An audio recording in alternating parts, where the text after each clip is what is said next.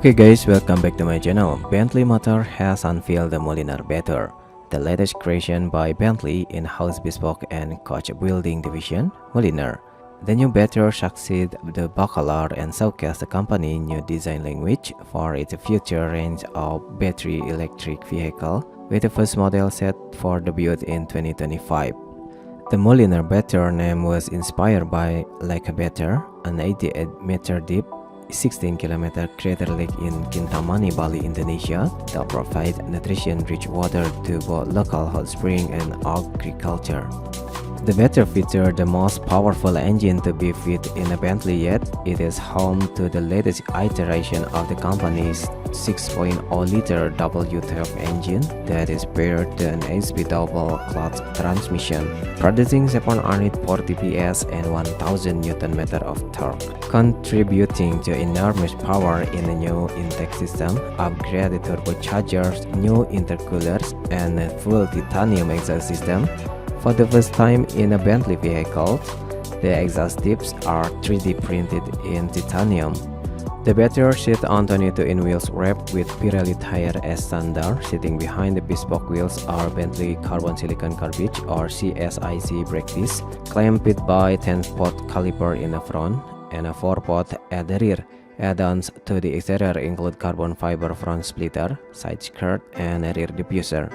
The famous Bentley front grille is now lower and more upright, while its horizontal ombre pattern is finished in hyperactive orange and black crystal. The grille is flanked by newly designed headlamps, while the rear features a deployable spoiler that sits between the all-new tail lamps. The Batur features adaptive air suspension that offer different levels of ride comfort via 4 drive modes: Sport, Bentley, Comfort, Custom, to its drive dynamic control system.